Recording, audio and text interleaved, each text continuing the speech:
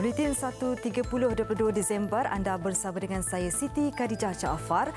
Tajuk utama tengah hari ini, Syed Saddiq sedia terima tindakan sekiranya gesaan peletakan jawatan Watamurti salah. 4.2% cili import dianalisis tunjuk data tidak patuh sisa racun perosak. Dan Kongres Amerika Syarikat gagal capai kata sepakat.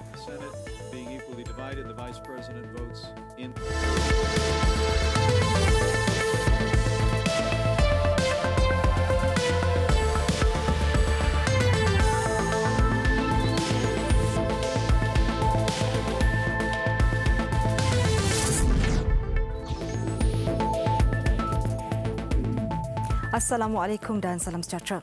Ketua Pegawai Operasi Lembaga Tabung Haji Datuk Adi Azwan Abdul Ghani dibebaskan hari ini selepas direman Suruhanjaya Pencegahan Rasuah Malaysia SPRM selama 4 hari bagi membantu siasatan berhubung dakwaan penggunaan syarikat kontraktor penghias dalaman tabung haji.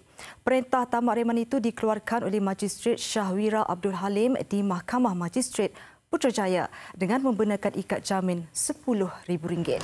Datuk Adi Azwan dirakam tiba di mahkamah kira-kira 10 pagi tadi sebelum dilihat meninggalkan perkarangan mahkamah 40 minit kemudian. Peguamnya Azam Aziz Syaharudin Ali berkata, mahkamah memutuskan wang jaminan dibayar dengan seorang penjamin selain pasport diserahkan kepada SPRM. Datuk Adi Azwan ditahan reman selama 4 hari bermula Rabu lalu bagi membolehkan siasatan lanjut dijalankan terhadapnya mengikut Seksyen 17(A) Akta SPRM 2009.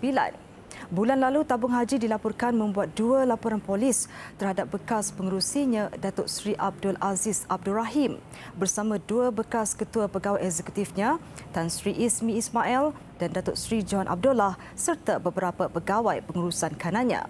Antara individu yang dikaitkan termasuklah Datuk Adi Azwan, Ketua Pegawai Kewangan Datuk Rozaida Umar, Penasihat Undang-Undang Hazlina Muhammad Khalid dan Pengurus Besar Kanan Perkhidmatan Korporat dan Harta Tanah TH Rifina Mat Arif.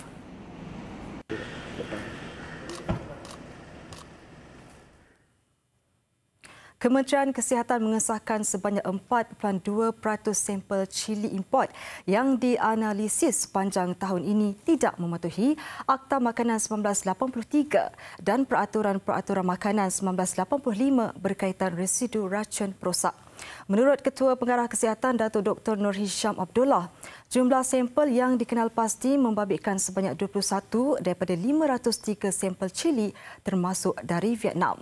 Dalam satu kenyataan yang dikeluarkan hari ini, beliau berkata kementerian juga mengambil maklum terhadap laporan mengenai isu cili yang dikatakan diimport secara haram, terutamanya dari Vietnam yang telah digantung import permitnya sejak 14 September lalu.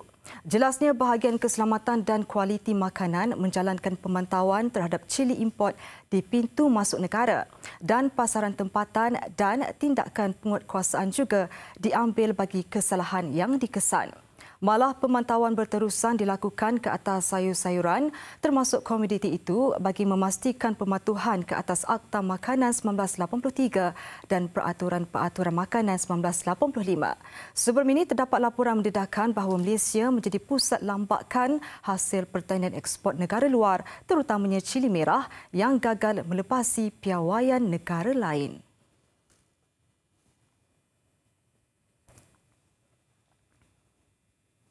Kerajaan Negeri Kedah menyambut baik keputusan Kerajaan Pusat meluluskan bantuan musim tengkujuh kepada pekebun kecil Risda dan menetapkan harga lantai getah sekrap kepada RM2.50 sekilogram mulai Januari depan.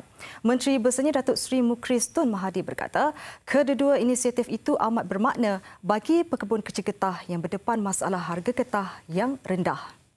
Datuk Seri Mukris dalam satu kenyataan medianya memaklumkan pihaknya menghargai keprihatinan Kerajaan Pusat terhadap kesukaran yang dihadapi golongan penoreh getah. Ujarnya pekebun kecil getah ketika ini bergelut untuk menyara keluarga kerana pendapatan yang tidak mencukupi kerana harga komoditi yang rendah. Kementerian Kewangan semalam mengumumkan seramai 274,639 pekebun kerja getah yang berdaftar dengan Risda akan menerima bantuan musim tengkujuh sebanyak RM600. Bantuan itu akan dibayar dalam dua peringkat iaitu sebanyak RM300 pada akhir tahun ini dan bakinya pada awal tahun depan.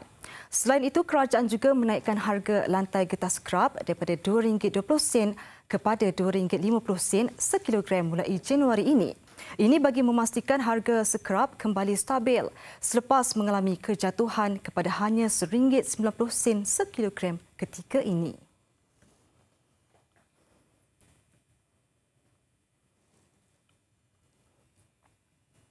Kemerosotan penguasaan bahasa Inggeris dalam kalangan pelajar menimbulkan kebimbangan sekiranya tiada tindakan dilakukan untuk membaiki mutu pendidikan negara. Menurut Perdana Menteri Tun Dr. Mahathir Mohamad, adalah penting bahasa itu dikuasai bagi menimba ilmu pengetahuan lebih meluas terutama dalam bidang sains dan perubatan. I would like to remind everybody that English is not the language of the England people only, of the English people. English is now the universal language. It is also the language of knowledge. If you want to acquire knowledge, you have to understand English because most of the new knowledge coming to us comes in the English language.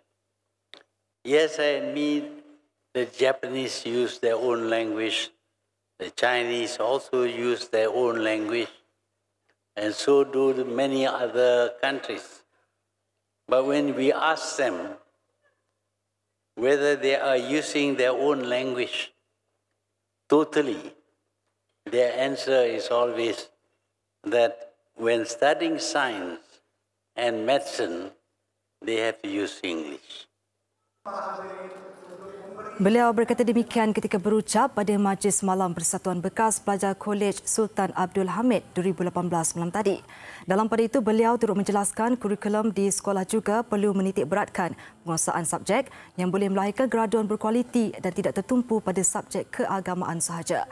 Berikut itu, kerajaan akan menyemak semula kurikulum sekolah termasuk menukar jadual waktu di sekolah membabitkan pembelajaran agama yang kemungkinan bukan dipelajari dalam semua waktu dalam sehari.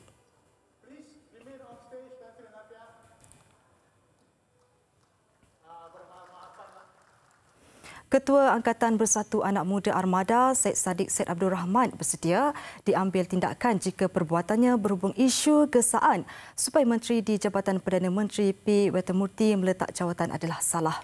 Sebagai Ketua Armada Parti Pribumi Bersatu Malaysia Bersatu, beliau bertanggungjawab membenarkan rakan-rakannya bersuara dan tidak membukukan perasaan kerana percaya dengan slogan berani kerana benar. Syed Saddiq yang juga Menteri Belia dan Sukan itu berkata beliau tidak menyertai arena politik untuk play safe ataupun menjadi pak turut. Katanya suara rakyat perlu didengari dan disampaikan selain menegaskan tiada siapa boleh memaksa golongan anak muda untuk berdiam diri. Syed Saddiq menjelaskan perkara itu menerusi satu kenyataan bagi menjawab timbalan Ketua Menteri 2 Pulau Pinang P. Ramasamy yang membidas tuntutan armada mendesak Wetamurti meletak jawatan.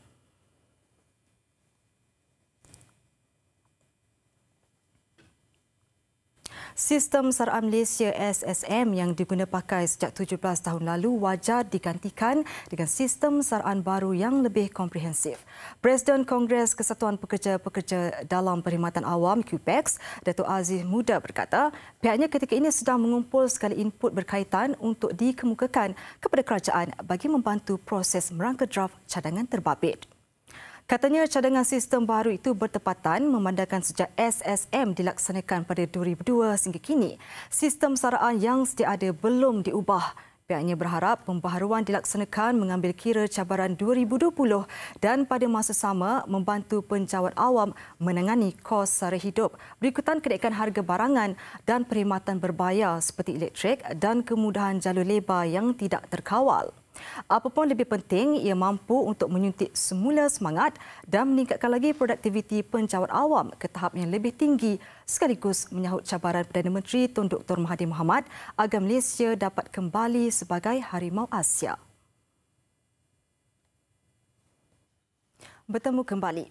Keasyikan wanita warga asing menjalankan modus operandi mereka mencari dan memikat pelanggannya dengan berpeleseran di pusat hiburan di sekitar Jalan P. Ramlee akhirnya terhenti apabila kegiatan tidak bermoral itu dihidu pasukan polis dari bahagian D7 Ibu Pejabat Polis Kontijen Kuala Lumpur ketika menggempur premis hiburan yang menjadi tumpuan mereka. Serbuan dilakukan sekitar 12.30 tengah malam tadi di Ketuai DSP Rohaza Alwi bersama 5 pegawai dan 23 anggota. Ketika serbuan rata-rata wanita warga asing sedang leka melayan pelanggan. Sebaik menyedari kehadiran pihak berkuasa, mereka bertempiaran lari dan ada yang cuba bersembunyi. Hasil serbuan 74 wanita warga Vietnam, Ukraine, Turki, Kyrgyzstan, Filipina dan Uzbekistan ditahan. Turut ditahan seorang lelaki tempatan dan seorang lelaki warga Bangladesh dipercayai penjaga dan pekerja premis. Dalam serbuan itu, 60 pengunjung turut diperiksa.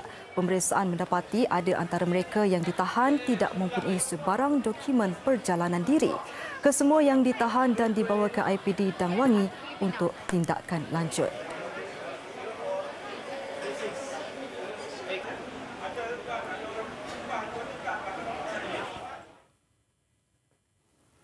Sasaran 1 juta pokok ditanam di sepanjang Sungai Kinabatangan, Sabah menjelang tahun 2020. Inisiatif itu menerusi projek Relief Kinabatangan bagi memulihara alam sekitar yang boleh membawa manfaat jangka panjang kepada masyarakat. Ikuti laporan yang saya sediakan. Pada tahun 2011, Nestle Malaysia Berhad menubuhkan projek Kinabatangan Relief yang disokong oleh Yayasan Sam Dabi YSD sejak 2014 sebagai sebahagian daripada komitmen mereka terhadap kelestarian alam sekitar. Projek berjaya mencapai sasaran awal penanaman semula 700,000 pelbagai jenis pokok di kawasan seluas 2,500 hektar sepanjang Sungai Kinabatangan. Ini kerana sungai berkenaan adalah koridor kehidupan penting kepada Sabah yang berperanan penting bukan sahaja untuk hidupan liar tetapi manusia. Menerusi usaha penanaman semula pokok, projek ini berharap untuk memelihara hutan rizab penting di hilir Sungai Kinabatangan ini, yang mana kawasan ini akan menempatkan zon penampan semula jadi yang boleh membantu mengurangkan pencemaran sungai sekaligus melindungi pelbagai ekosistem yang kaya dengan kepelbagaian. Satu aktiviti penanaman semula pokok di tapak projek Relief Kinabatangan berlangsung di Batu Putih baru-baru ini. Ia menadakan fasa baru kerjasama yang akan menambah 300,000 lagi pokok untuk mencapai sasaran 1 juta menjelang 2020. Hadir sama Ketua Pegawai Eksekutif Nestle, Yuan Aranolds, Ketua Pegawai Eksekutif Sam Dabi Berhad, Datuk Jeffrey Salim Davison dan Ketua Pemuliharaan Hutan Jabatan Perhutanan Sabah, Datuk Masyur Muhammad Jaini. Important to engage local stakeholders, and I think this is one of those success stories where local stakeholders have really made a difference, and what we could support is with technical knowledge, the resources to make them actually, they are carrying out the project, and I think this is our success. Projek turut mendapat perhatian Jabatan Perhutanan Sabah SFD yang menyediakan peruntukan tanah selain bantuan teknikal. Kita kira pun dalam masa tuju dengan cabaran yang banyak di Kinabatangan ini, tapi alhamdulillah kami boleh mencapai tahap sebegitu banyaklah. Misal 700,000 kalau bagi saya sendiri pun secara peribadi memang susah untuk dicapai itu. Alhamdulillah di atas kerjasama semua penduduk di Kinabatangan ini, kefahaman semua penduduk yang bukan terlibat pun membawa kejayaan untuk kami. Seiring dengan kesan alam sekitarnya yang positif, projek ini berjaya memperkasakan masyarakat tempatan dengan ekonomi tambahan menerusi komuniti anak pokok Kinabatangan Kapok. Laporan Siti Khadijah Jaafar untuk saluran media Prima Berhad.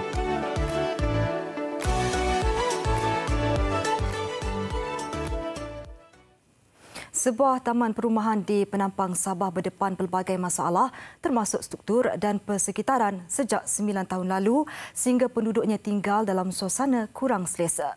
Keadaan itu memaksa penduduk mengemukakan aduan kepada pelbagai pihak berwajib bagi menyelesaikan masalah itu. Masalah itu dihadapi kira-kira 2,000 penduduk yang menghuni 536 unit apartmen di Taman Perumahan Vista Seri Kiranau di Penampang. Antara masalah dihadapi termasuk struktur bumbung dan paip air yang bocor, dinding yang retak serta masalah sisa kumbahan yang mengalir ke sistem perparitan dan kolam kumbahan yang tersumbat. Penduduk turut mendakwa perkhidmatan diberikan tidak setimpal dengan yuran penyelenggaraan sebanyak RM65 sebulan yang dikenakan kepada setiap penduduk. Kemudahan termasuk laluan ke kawasan riadah juga tidak diselenggara dengan baik sehingga terhalang pokok tumbang dan dipenuhi semak samun. Justru itu penduduk mahukan hak milik serta selain laporan kewangan beraudit pihak pengurusan dari tahun 2009 sehingga 2016 untuk kes tunggakan termasuk bil air yang tidak dikemaskini pihak pengurusan terdahulu. Kami sudah ajukan semua ni di macam-macam pihak sudah, MP, di pengawal perumahan, tapi sampai sekarang belum ada lagi apa-apa tindakan lah. Dan 2016 kami ada buat dialog, tapi sampai sekarang pun tidak ada apa-apa tindakan dari manajemen. Perkara ini diselesaikan dengan segera sebab banyak isu-isu yang penduduk ataupun pemilik rumah sini melihat kerajaan tidak mengambil berat kepada para penduduk sini lah. Daripada hasil aduan, memang kami akan mengambil tindakan dan kami membuat pemantauan dan pemeriksaan lah ke atas semua aduan lah. So sekiranya benar, kami akan membuat pembaikan. Masalah penduduk ini akan diajukan kepada pihak berwajib termasuk Kementerian Kerajaan Tempatan dan Perumahan Sabah.